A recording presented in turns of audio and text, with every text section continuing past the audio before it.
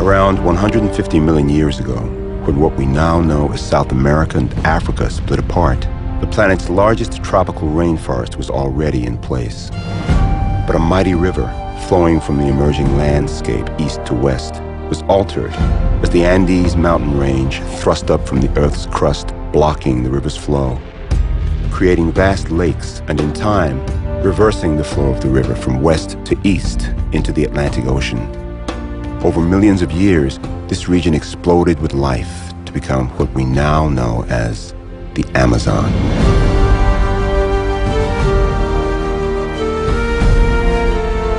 The name itself evokes adventure, exotic beauty, remoteness, and danger. But few truly understand or appreciate the global importance of this region. With a rainforest as large as the continental United States and 1/4 of all species on the planet, the Amazon basin is on a scale beyond borders, beyond even continents. Influencing the climate of the entire planet, the basin is home to over 30 million people and part of 9 countries. 20% of the world's fresh water flows from the Amazon, changing the Atlantic Ocean for 125 miles out to sea. In spite of the enormous scale of this tropical rainforest basin, scientific evidence increasingly has revealed how fragile this ecosystem is and how what happens here will influence global climate dramatically, possibly irreversibly, within the next 10 to 20 years.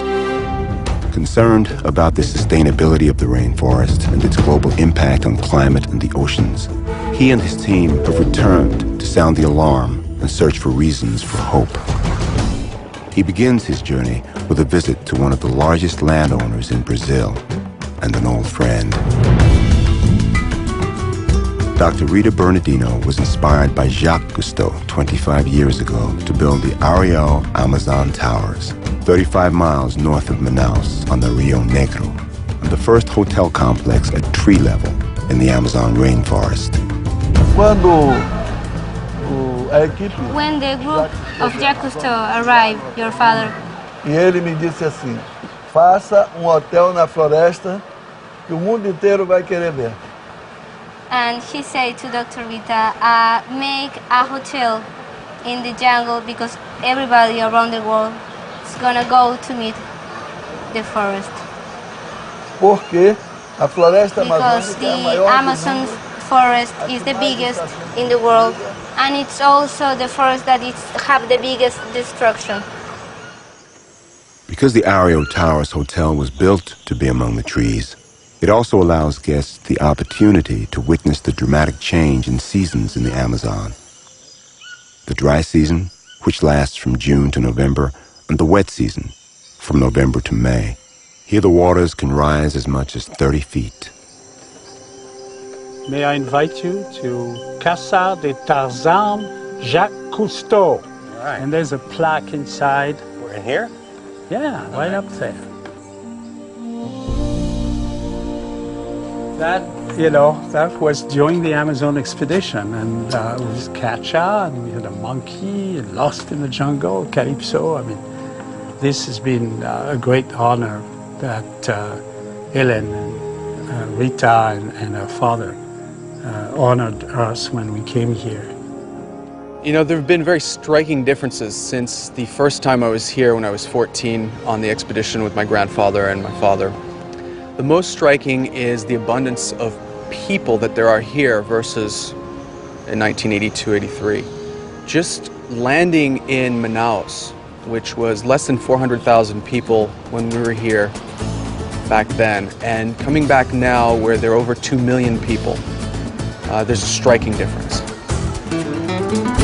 More than 900 miles from the sea, Manaus is the Amazon River's chief city, connecting its bounty to the world, dating back to the rubber boom of the 1800s. Ah, there they are down there. Diver dead ahead. Yeah.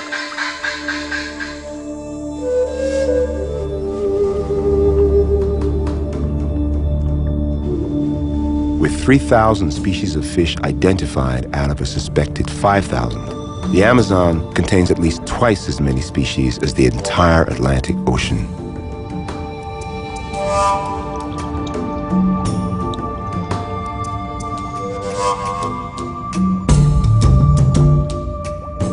This includes the stingray, left over from a forgotten time when a prehistoric ocean reached into what is now the Amazon River basin. More than 20 species of stingray hide in the Amazon's waters, equipped with ancient eyes like periscopes that are adapted to the low light of the river.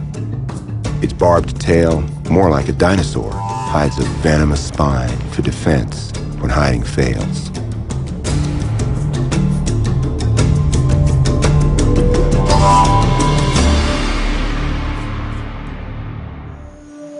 In the Amazon, the challenge is not only to find animals, but to find water clear enough to film them.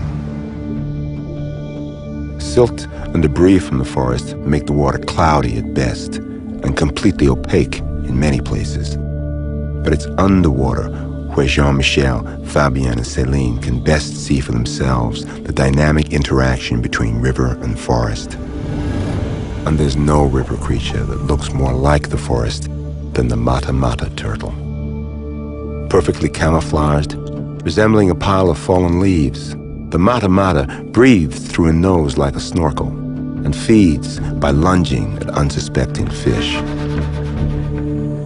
Found only in the rivers of South America, its appearance is a phenomenon of time and place. Curious, the turtle investigates Jean-Michel, and for the mata-mata, it turns out it's not love at first sight.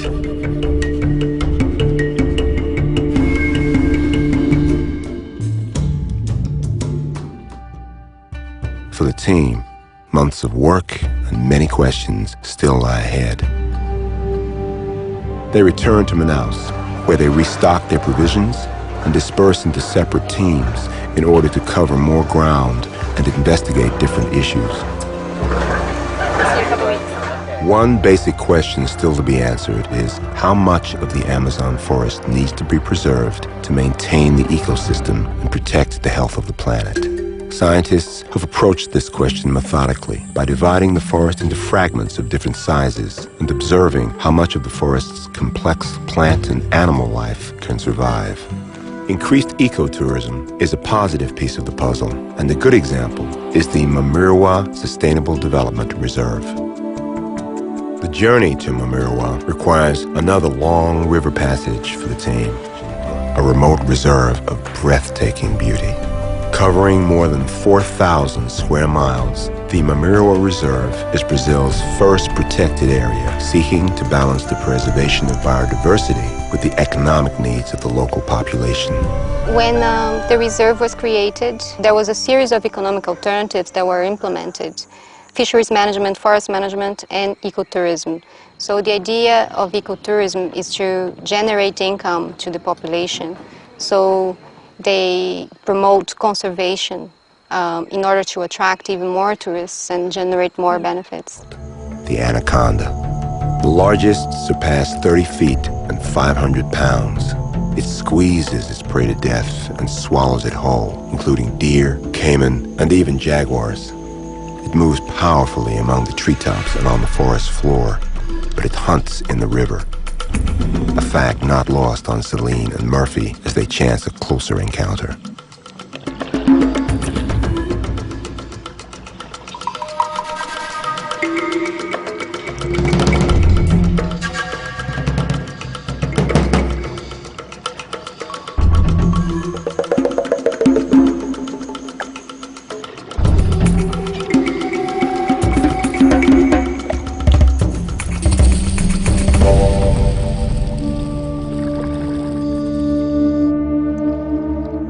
So how do you think the tourism benefits nature?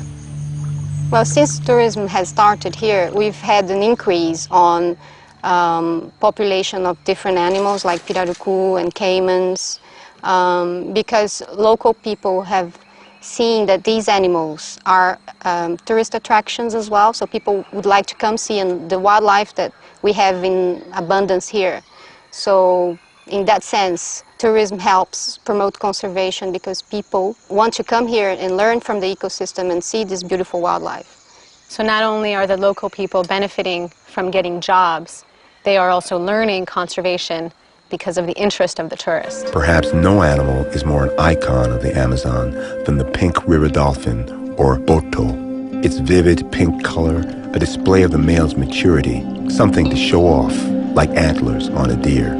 Largest of the river dolphins, they are protected by law, but it's the mythology that surrounds them that has been their greatest protection. Oh, at least 24 dolphins all around us. I think a lot of people would expect, just as with my knowledge and my background, to be pretty comfortable in the water with any marine life. And to be honest, my first reaction was I was really scared.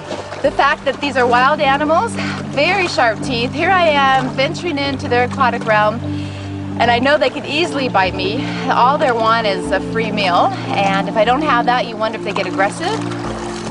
And then after a while, I really relaxed, and I really wonder if they feel that I had relaxed. At one time, one dolphin came right up, both pecks. I mean, this sounds a little lovey-dovey, but honestly almost grabbing me right here, and his eye-to-eye contact was just absolutely spectacular. In most of the Amazon, the boto remain abundant, a living symbol that people do protect what they love. Wow. I see a whole new future and a whole new balance coming out of the Amazon. Managing the Amazon, I look at it, should be managed like you manage a business. And that is the capital that has been given to us. We need to manage it in a way that it provides interests, and that interest can be shared with the planet. Maybe the idea of a sustainable use of natural resources as business would have been considered romantic 20 years ago. Now, it's possible. I believe it's possible to learn from our mistakes and to learn while making a difference in the present. Because if we don't make a difference in the present, we can hardly expect to have the future we hope for. I think we are living the most important 20 years of this region. If we lose the fight for this region in the next 10 or 20 years, forget it.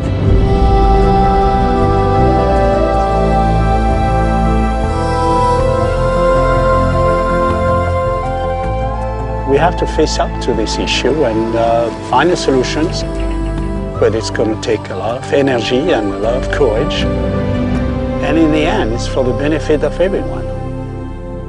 This Amazon is part of our life, whether we live here or not.